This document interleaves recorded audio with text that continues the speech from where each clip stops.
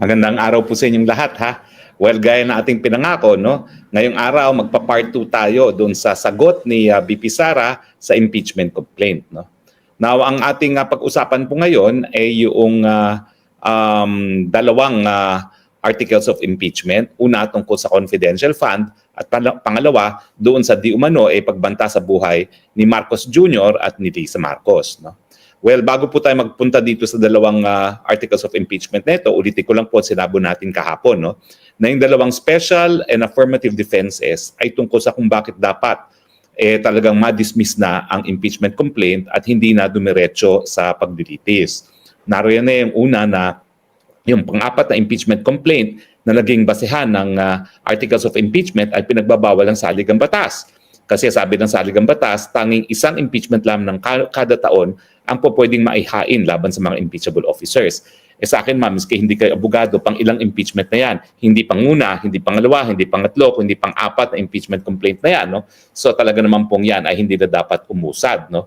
At pangalawa, hindi nga po pwedeng ma-carry over ang impeachment complaint na hinain ng 19th Congress sa 20th Congress kasi sa rules ng Senado, malinaw na nakasaad na yung mga unfinished business nang matapos ang Senado, no, ang term ng isang Senado ay deemed terminated. Pwedeng masimulan yan, pero start from scratch. Kinakailangan hain muna ng impeachment complaint sa Kamara de Representante, decision na ng Committee on Justice, o di naman kaya fast track na meron ng sapat na pirma ng mga kongresista at isa sumite sa 20th Congress.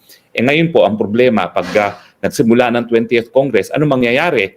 Wala namang impeachment complaint na forward galing sa Kamara de Representante dahil nga yung impeachment complaint ng 19th Congress ay 19th Congress pa sinimulan. Hindi nyo po pwedeng mabaliwala yung rules of the Senate na nagsasabi talaga ng lahat ng unfinished business pag natapos na ang termino ng isang Kongreso ay tapos na, no?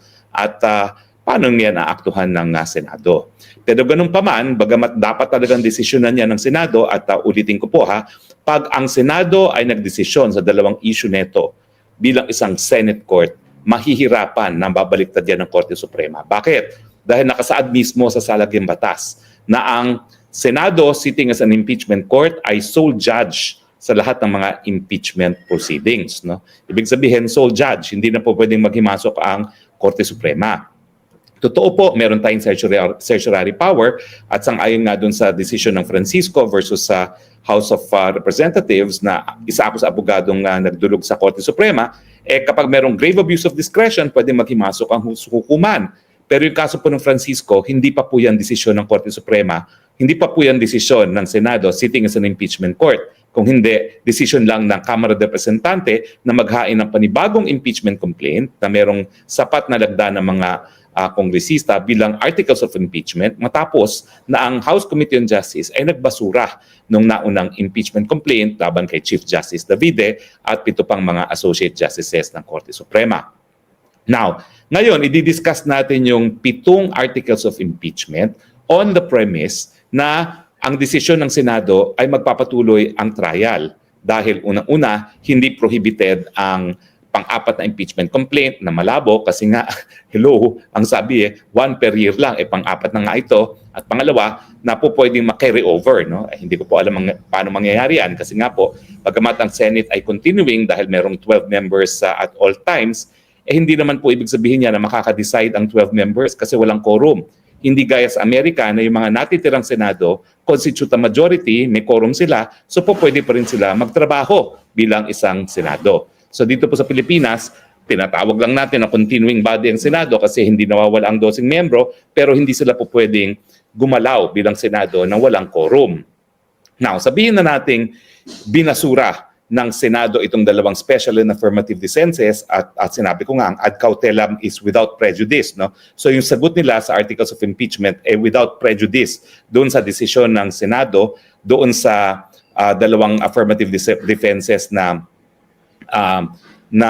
prohibited ang pang-apat na impeachment complaint at saka hindi pwedeng ma-carry over, iisa-isahin na natin ngayon yung articles of impeachment.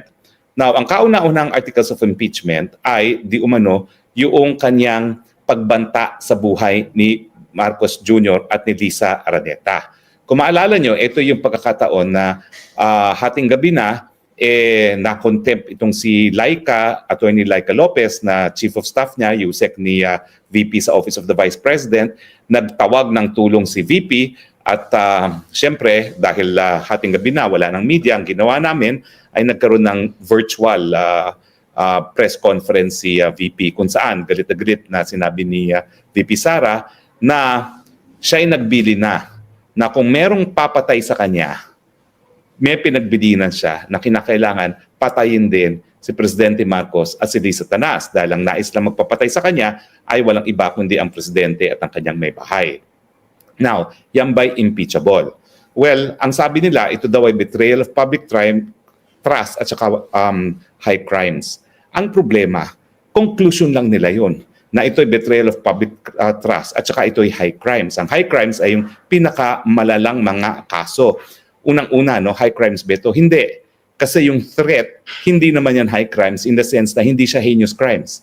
Halos wala ngang kulong yung grave threats eh. Kung yan ay totoong grave threats, halos wala pong kulong yan. Pero ang problema dun sa articles of impeachment, hindi naman inallege kung bakit naging krimen itong pananalita ni VP Sara. Hindi kasi nila sinabi na ito ay krimen na grave threats. At kung kinakailangan na, kung ito ay grave threats, kinakailangan patunayan hindi lang yung pananakot, kundi intensyon na gawin talaga yung pananakot na pagbantaan ng buhay ng presidente at ng unang ginang. No?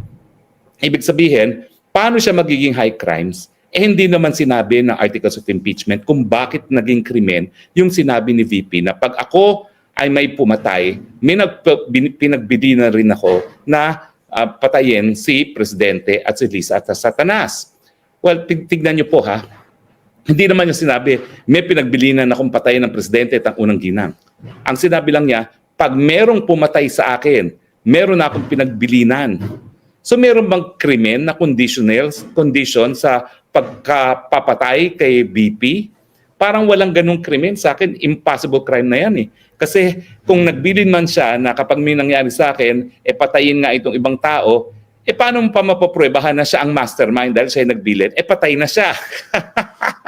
Nakakatawa naman yan. Diba? Parang impossible crime na nag-utos ka na matapos kang malibing. No? Pero ang importante, doon sa sagot mismo ni VP Sara, sinabi niya na kinakailangan purebahan yung krimen ng grave threats. At hindi naman ipinakita, hindi man lang inallege doon sa articles of impeachment kung ano yung mga elements of the crime ng grave threats at bakit lahat ng elemento ay present doon sa facts na nangyari. Ang facts naman dyan, mainit ang usapin dahil nga pilit na pinapalipat sa Correctional Institute itong correctional facility itong si Attorney Laika Lopez at mainit ang ulo ni VP Sara na sinabi niya na alam ko na meron na silang inutusan na para patayin ako. Pag may nangyari sa akin, pag ako napatay, meron din ako inutusan na patayin si Marcos at ang kanyang asawa. Anong krimen yan? Hindi naman nila sinabi kung bakit naging grave threats yan. Kasi hindi siya enforceable ngayon. Hindi siya utos ngayon na patayin. Kinakailangan, meron munang pumatay kay VP Sara. At again, ang sasabihin ko po sa inyo, pag siya nga ay napatay, paano pa siya mag-uutos? Patay na siya. Diba? So kinakailangan kasi ang articles of impeachment, kung ito ay high crimes at betrayal of public trust, sabihin naman kung bakit naging betrayal of public trust yan. Wala naman po, aligasyon lang yan. So paano nila mapopruebahan yung intensyon at saka yung krimen mismo na sinasabi na grave threats. But in any case, ako po ang paninindigan ko, sabihin na natin grave threats yan, hindi po high crimes ang grave threats. Ang high crimes ay yung mga punishable by life imprisonment na non-bailable offenses. Ito po, tapik lang naman sa kamay ang parusa ng grave threats. So hindi po yan high crimes at hindi po yan betrayal of public trust. Now, yung susunod na Article 2 ay tungkol dun sa confidential fund. Now, again, i-review po natin ang confidential fund. Ito po ay 125 million. Ito po ay hiningi ni Inday Sara para sa taong 2023 at hiningi niya ito matapos sila ito po ay para sa 2023, hiningi ito ni Inday Sara nung matapos sila manalo. Okay, di ba ang pagkapanalo 2022, ubos na ang pera. So humingi ng confidential funds, no? Ang definition po ng confidential funds ay pagkalap ng impormasyon sa mga ahensya ng gobyerno na nangangailangan ng mga ganyang impormasyon na binibili talaga, no, o binabayaran. Now, ang problema po dito ay sinasabi lang nila na merong maling paggasta ng confidential funds.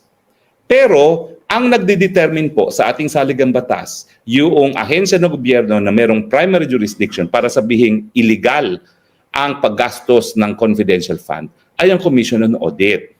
Now, ang nangyari po dito sa first, second, and third quarter ng 2023, lahat po ng disbursements ng Commission on Audit ng Vice President ay naaprubahan ng Commission on Audit. Yung paggasta ng mga 72 million sa fourth quarter ng 2023 ay na-disallow. Pero hindi po yan na-disallow dahil ito po ay maling paggastos. Kung hindi, mayroong mga forms na hindi pa nasusumite ng Office of the Vice President. Iba po yung disallowance dahil mali ang paggastos o linustay or binulsa doon sa disallowance na mayroon lang kulang na mga forms. Kaya lang naman po na disallow yang third quarter na 72 million na intelligence funds ay dahil may mga kulang na mga forms na dapat isumite ng Office of the Vice President. Pangalawa, hindi pa po pinal yung disallowance na yan. Alam niyo po kasi sa COA, kapag merong disallowance, po pwede ka namang umapila doon sa Board of Commissioners ng COA mismo. At hindi pa po nare-resolba kung tama ba yung naging finding na Commission on Audit na merong mga forms na dapat pang isumite. Hindi pa po yan nare-resolba, yung apila na yan. So paano ngayon magdedesisyon ang Senado kung tama ba o mali yung paggastos sa fourth quarter ng intelligence funds ni VP Sara? Uulitin ko po ha, in fact hindi na issue kung tama o mali yung paggastos. Kaya lang siya na-disallow dahil kulang daw yung forms. So kung madi-disallow, kung mapapatuloy nga yung disallowance dahil kulang ang form, ang gagawin lang ni VP Sara ay magsusumite ng mga karagdagang form na hinihingi ng Commission on Audit. Di ba po? Dahil wala namang finding na linustay ang pera o mali o di naman kaya magarbo ang paggastos ng mga confidential funds na yan. Ngayon, siyempre, pinalalaki nila yung issue ng mga piatos, use of pseudonyms. Now, hindi po inaamin ni VP Sara na yung mga sinasabi nilang piatos, yan yung mga ginagamit na pangalan. Pero standard po yan sa confidential fund na talagang gagamit ka ng pseudonym. Kasi confidential nga eh. May kinalaman sa national security. May mga banta sa mga buhay na mga nagbibigay ng impormasyon sa gobyerno kung sila ay pangangalanan. So, tanggap po talaga ang paggamit ng intelligence fund, ng confidential funds para bumili ng impormasyon sa mga bagay-bagay na nakakaapekto sa national security. At naintindihan naman natin kung bakit bilang Vice President, yung tagapagpatupad din ng batas at bilang kalihim ng Department of Education, dahil alam naman natin na mga komunista ay pilit na pinapasok ang ating mga eskwelahan, talagang kinakailangan nating ma-monitor kung anong ginagawa ng kalabang natin ng gobyerno na ang teroristang CPP-NPA. So ang sinasabi lang po ni VP Sara dyan, walang issue doon sa mga paggastos ng confidential fund doon sa 125 sa first, second, and third. Ang naging issue lang ay yung sa fourth quarter at ito ay ang issue of form. Hindi naman po yan issue na mali ang paggasta. Ulitin ko po ha, walang mali doon sa paggamit ng mga pseudonyms, yung mga piatos-piatos, pero hindi nila inaanamin na yun ang ginamit na pseudonym. Kasi confidential funds, hindi nga dapat dinidiskuso yan sa publiko. Dahil yung mga nagbibigay ng impormasyon, lalong-lalo na sa mga gawain ng teroristang CPP-NPA, kapag siniwalat kung sino talaga sila, maging mitya ng buhay nila. Alam naman natin na mahilig mag-purge ang CPP-NPA. Natural, hindi nila papayagang mabuhay yung mga nag-i-squill ng impormasyon tungkol sa operasyon ng CPP-NPA. So yan po yung pangalawang articles of impeachment na pinabulaanan ni VP Sara dahil ang sabi nga niya, unang-una, yung disallowance na yan, hindi dahil sa basehan na mali ang paggastos o hindi kulang ang form. At pangalawa, hindi pa pinal.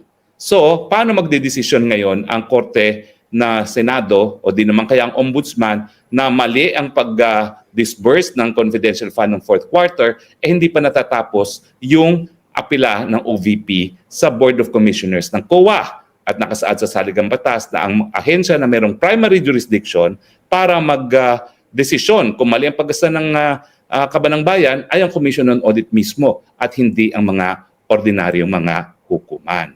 So nakikita na natin na yung mga di umanong pinakamalakas na articles of impeachment, kung hindi madidismiss ang impeachment itself sa simula't simula pa lamang dahil walang jurisdiction, ay ampaw. Paano magiging impeachable ang mga salita na hindi naman napapatunayang naging krimen? Hanggang ngayon nga meron pang nakabinbin sa piskalya kung merong probable cause for grave threats yung mga nabanggit na salita ni VP Sara. Bakit? Ulitin ko po, no? Hindi naman yan pag-amin na meron siyang inutusan na patayin ang presidente at ang first lady. Ngayon, ang pag-amin ay kung siya ay mapatay, meron din siya pinagbilinan na patayin ang presidente at ang first lady. Yan ba'y utos ngayon na dapat gawin ngayon? Di ba hindi? Anong krimen yan? Impossible crime. Kasi pag yan ay pinatupad, patayin na si VP Sara. Paano mo mapapanagot ang isang namatay na? Kaya ang tawag ko nga po dyan ay impossible crime. At yung pangalawa nga sinasabi nilang confidential funds, una-una ha, kaya nga confidential, may kinalaman yan sa national security, hindi pinag-uusapan, hindi dapat isiwalat, lalong-lalo na sa isang pampublikong impeachment trial. May mga buhay po ng mga informante na nakataya dyan. At naalalaman na naman natin kung sino ang kalaban ng gobyerno, ang CPP-NPA na talagang pumapatay. Bakit mo naman ilalagay sa mitsa ang buhay ng mga informante na sinusugol ang buhay nila, hindi doon sa kaunting perang nakukuha nila, kundi dahil meron silang pagmamahal at pagmamahal sa inang bayan nito na talagang bantayan ang seguridad ng ating mga kababayan, lalong-lalo na ng ating kabataan, laban sa teroristang CPP at NPA. Well, anyway, bukas po ipagpapatuloy natin naman yung diskursyon sa iba pang mga articles of impeachment. Pero ang suma total, naninindigan tayo na dapat hindi na po matuloy ang impeachment trial dahil ito po ay pinagbabawal na second impeachment complaint matapos sa loob ng 1 taon lamang. Bakit? Dahil siya ay pang-apat na impeachment complaint at hindi na dapat pansinin pa yan ng 20th Congress na Senado dahil paso na po ang naging articles of impeachment at impeachment complaint na hinain ng 19th Congress. Gayunpaman, kung magpapatuloy, ampaw po yung unang article of impeachment na nagsasabi na yung banta sa buhay ni Presidente at ni First Lady ay isang high crime. Hindi po. Yan ay isang mababang krimen lamang. Hindi po yan punishable by life imprisonment. No? At saka wala pong krimen na inallege at napatunayan ang first article of impeachment. Dahil conditional nga po yung banta sa buhay ng Presidente at ng First Lady. Conditional kung siya mismo ay mapatay. At pagdating naman sa confidential fund, kaya nga confidential yan. Hindi dapat pinag-uusapan. Na-aproban po ng COA ang paggastos ng confidential funds ng first, second, and third quarter of 2023 ng OVP. Ang na-disallow ay pang-apat. Hindi po dahil mali ang paggastos ng confidential fund, kung hindi, kulang po ng form. Kaya sa tingin ko po, yung first 2 articles na sinasabi nilang pinakamalakas ay ang pinakaampaw sa mga impeachment articles. Abangan po natin bukas ang pagpapatuloy ng ating diskurso sa mga sagot ni VP Sara sa impeachment complaint laban sa kanya. Meanwhile, maraming salamat po sa inyong patuloy na pag-subaybay sa ating Spokes Hour. At hanggang bukas po, ito po ang inyong Spokes ng Bayan. Nagsasabi, I love you, Philippines. You're the only country that I have. You're the only country that I love. Bye. God bless the Philippines.